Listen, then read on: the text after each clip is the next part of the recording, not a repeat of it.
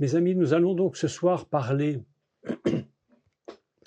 de cette deuxième partie de l'alliance. La fois précédente, nous avions parlé de cette première alliance que Dieu avait faite avec Noach. Vous vous souvenez de Noach? C'est la première fois que le mot alliance était écrit en toutes lettres. Le mot Brit apparaissait dans la Torah pour la première fois avec Noach. Bien que il était déjà utilisé, ce mot, mais évidemment d'une façon extrêmement voilée. L'Éternel avait dit « Je suis l'Éternel et je me cache ». Bon, c'est ainsi qu'on peut traduire la phrase « Je suis l'Éternel pour l'éternité, je suis Dieu pour toujours ».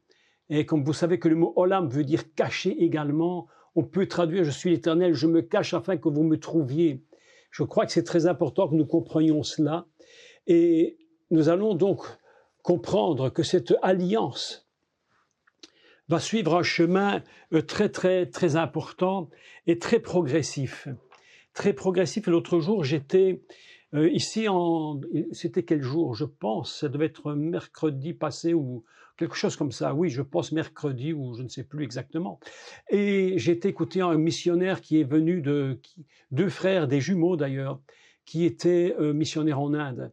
Et ce monsieur a dit une chose très intéressante à un moment donné, et j'étais bien d'accord avec lui. Il a dit que Dieu agit, mais progressivement, et que souvent nous ne comprenons pas l'état de notre vie, les moments dans lesquels notre vie se trouve. Et c'est après 10 ans, 20 ans, parfois à la fin d'une vie, que nous comprenons que tout a été mis en place et que tous les chemins par lesquels nous sommes passés, parfois très compliqués, parfois des chemins qui nous posent beaucoup de problèmes, et nous nous rendons compte que tous ces chemins ont permis que nous arrivions là où nous sommes aujourd'hui.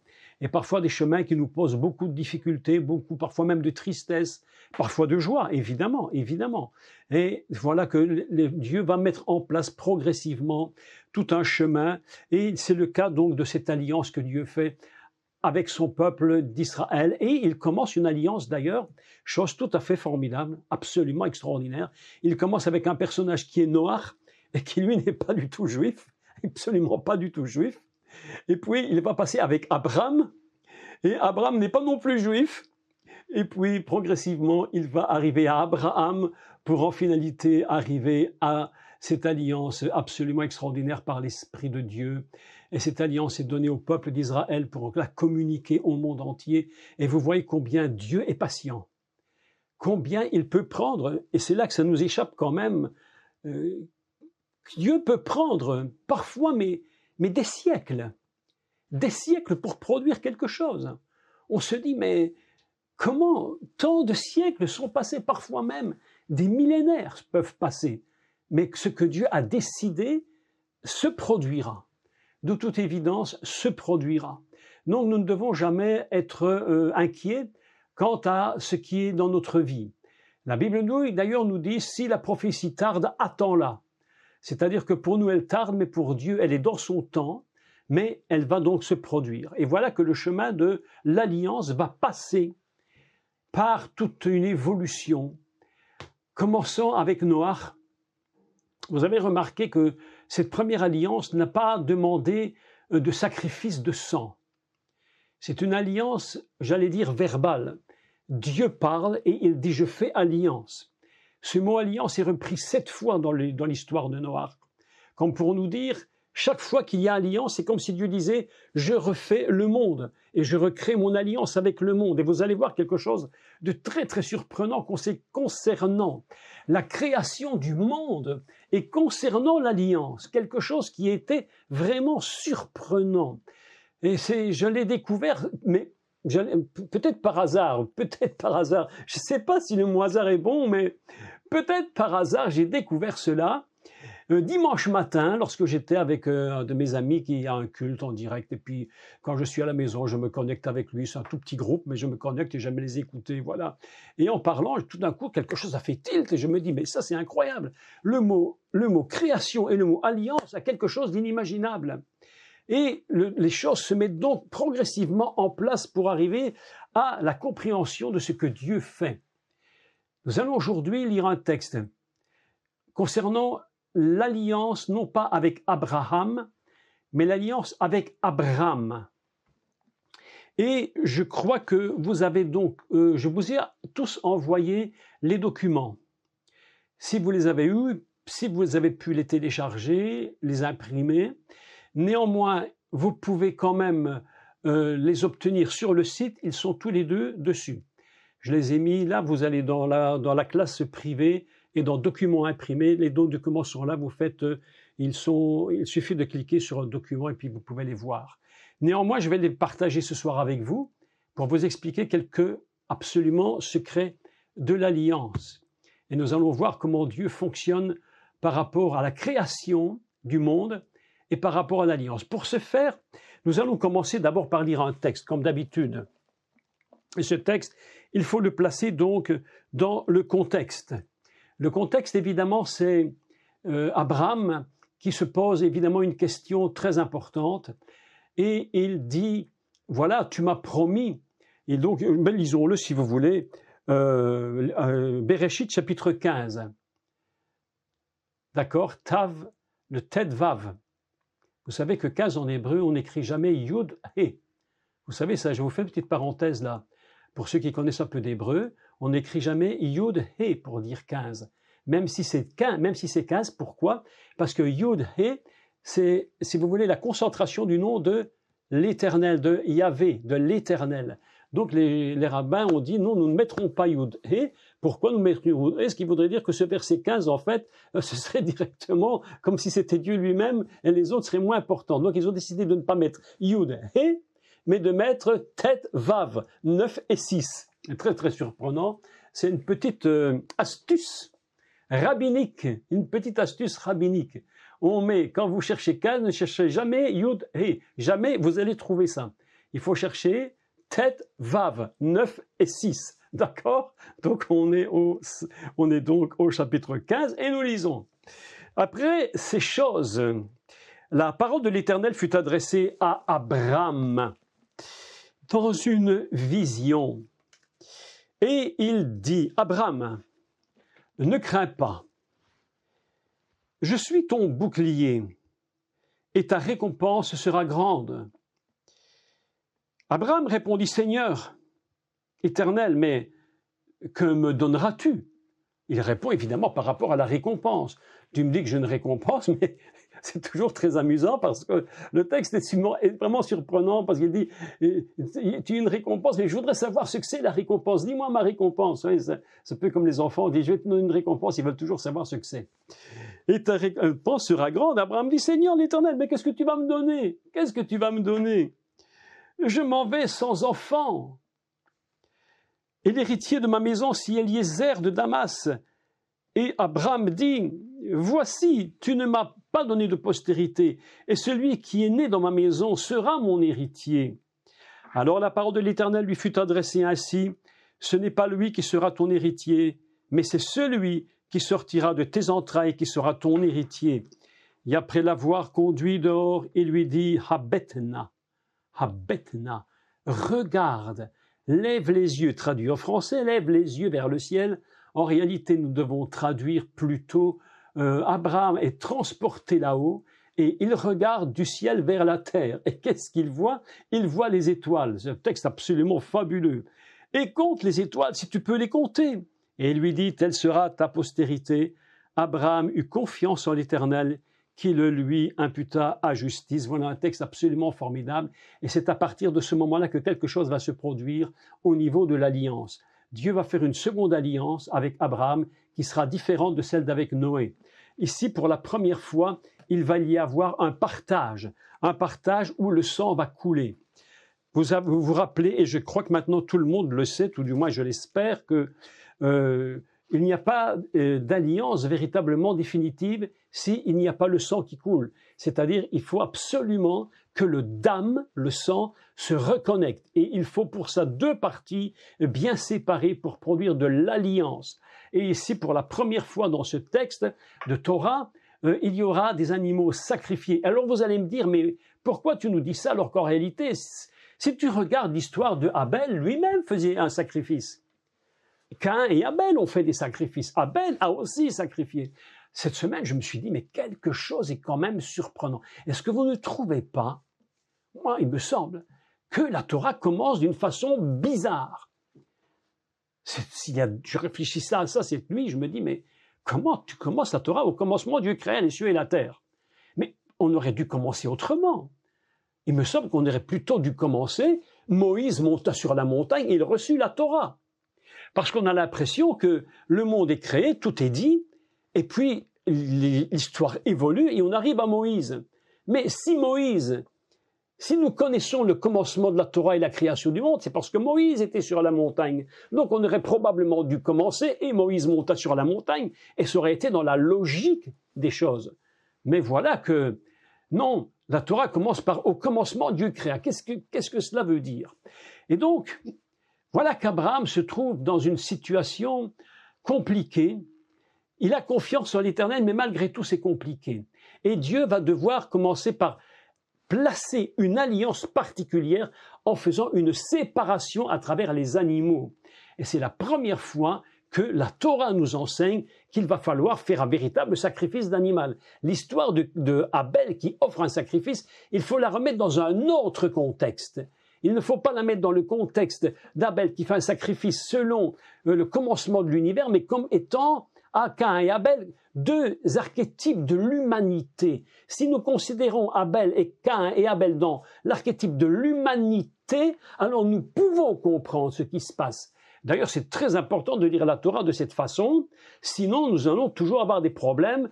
Comment se fait-il que Caïn épousait des femmes alors qu'il n'y en avait pas? Puis de toute façon, il y en avait. Il faut tirer ce texte de son contexte-là et le replacer dans l'histoire de l'humanité entière. Alors nous pouvons comprendre qu'Abel faisait un sacrifice. Mais littéralement, je crois qu'il faut considérer que c'est à partir d'Abraham que véritablement, la première fois, Dieu demande de séparer les animaux. Quelque chose d'assez surprenant. Nous nous rappelons, et je voudrais qu'on puisse immédiatement partager un texte. Je voudrais vous montrer directement un texte, je fais un partage d'écran tout de suite, pour vous montrer quelque chose d'absolument formidable. Quelque chose m'a frappé, mais c'était impressionnant dimanche matin. Tout à coup, c'est venu devant mes yeux, concernant l'alliance et concernant la création. Nous avons ici en haut, regardez bien, j'entoure.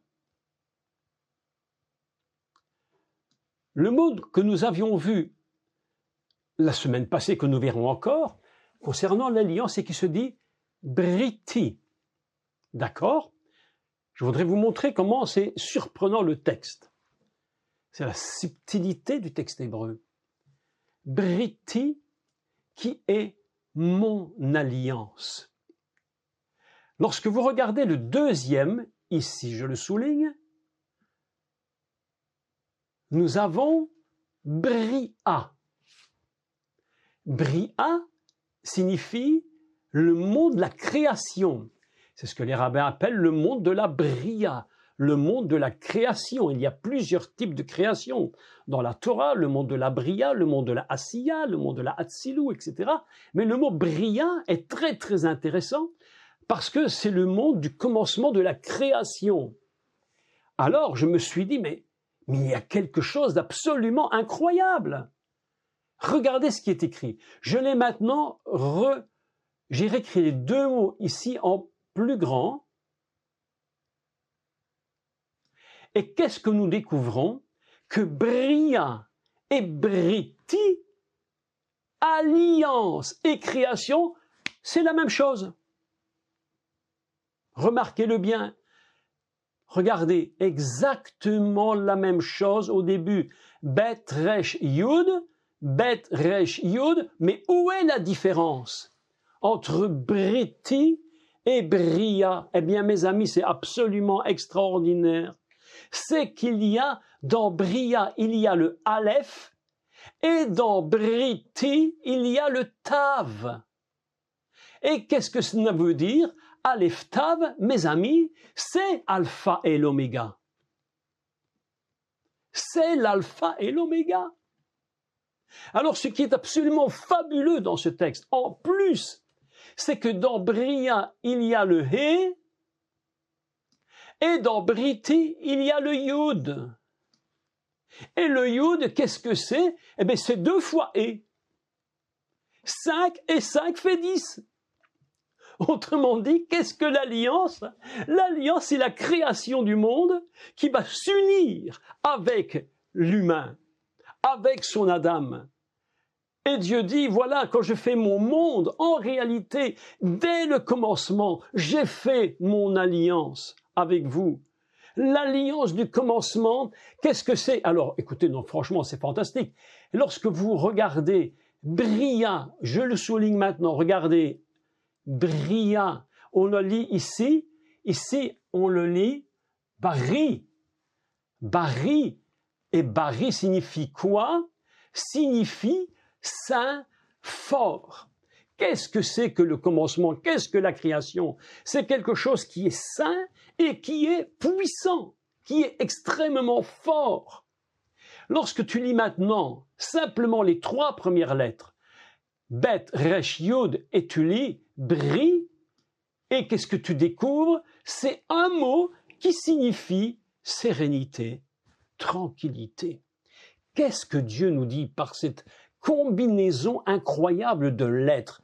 C'est que lorsqu'il crée son monde, il le crée fort, il le crée sain, il le fait avec tranquillité. C'est ce qu'on appelle le repos de Dieu, qu'on appelle Shabbat, le Shabbat céleste.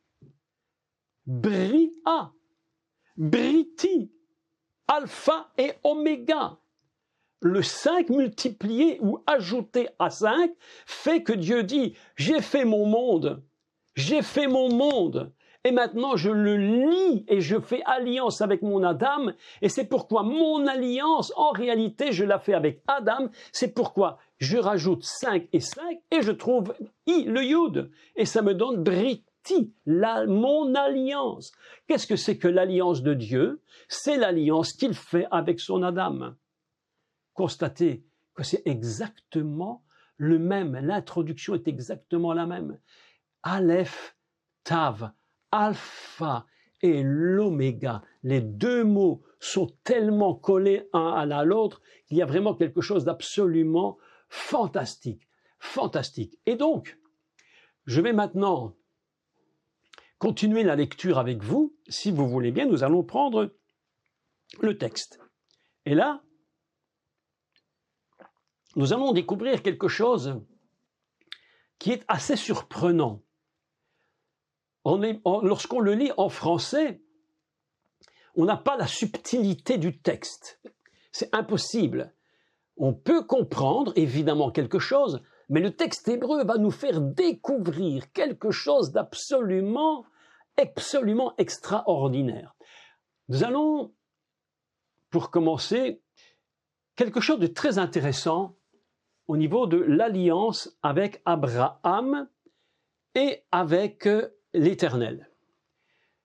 Lorsque nous lisons donc le texte en français, quelque chose va nous échapper. Qu'est-ce que c'est cette chose qui nous échappe? Lisons-le en français pour commencer. Donc, Abraham va séparer les animaux. Vous vous souvenez que le feu passe à travers et il va donc marquer l'alliance. Lisons le texte. Donc, verset 17, chapitre 15.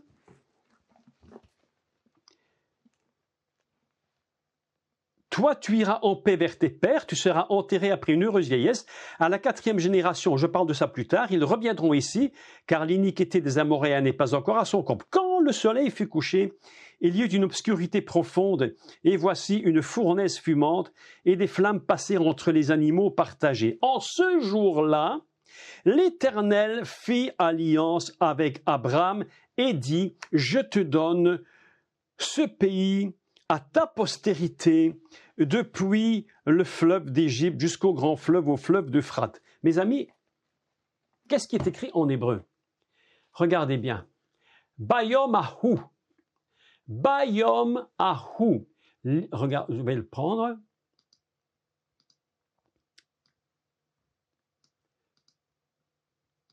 Voilà. Bayom ahu. En ce jour-là, si vous voulez, regardez maintenant la phrase. le français dit, l'Éternel fit alliance avec Abraham.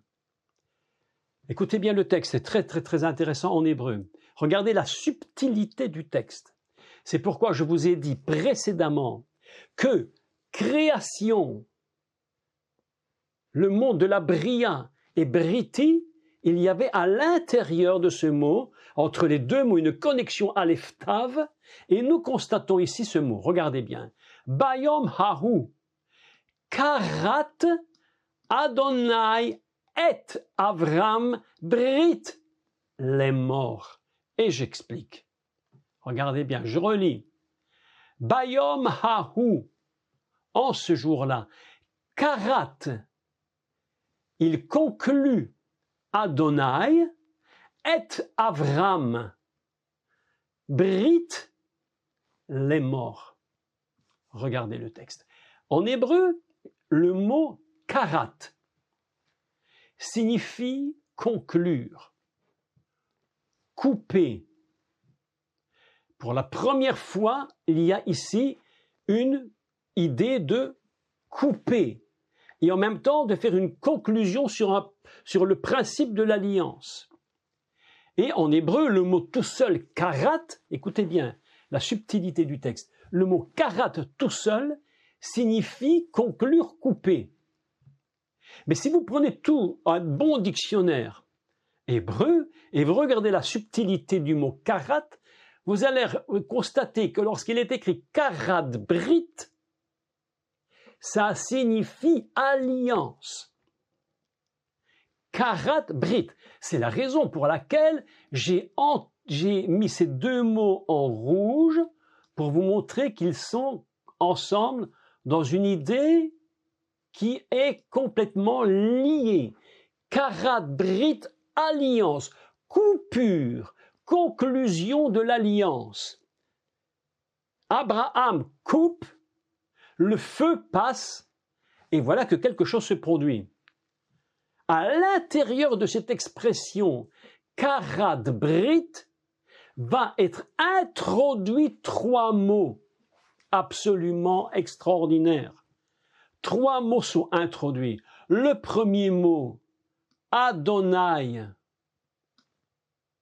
Le troisième mot qui est introduit, Avram. Et au milieu, Et, l'alpha et l'oméga. Et c'est la première fois dans la Torah que cette expression est absolument intervenue.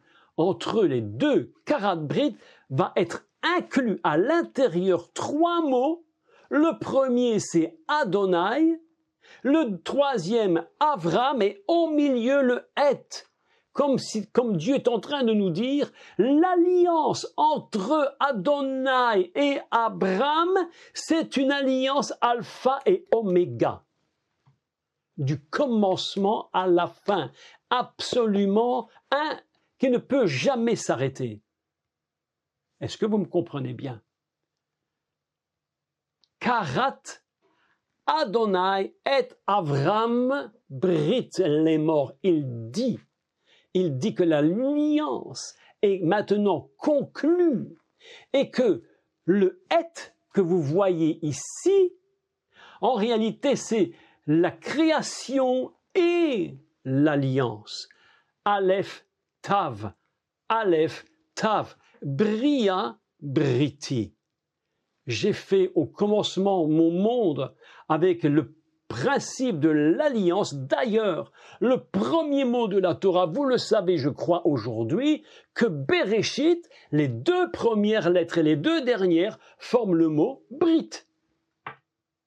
Et si vous prenez ce mot, Brit, alliance, c'est les deux premières lettres de la Torah, du premier mot de la Torah, et les deux dernières. Bereshit. Ah, mes amis, il n'y a que l'hébreu qui produit ce genre de choses très complexes. Mais voilà que quelque chose d'absolument fantastique, c'est que le mot karat a également, c'est l'anagramme du mot Keter, qui est la couronne. Keter, c'est la couronne. Nous pouvons donc lire Bayomaru en ce jour. La coupure, c'est comme la couronne. C'est la couronne que Dieu place au niveau de l'alliance éternelle.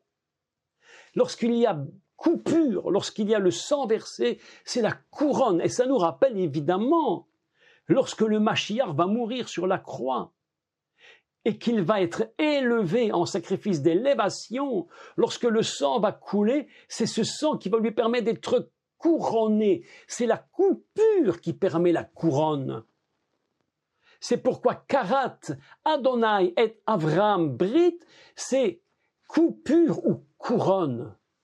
Texte absolument, mais incroyable.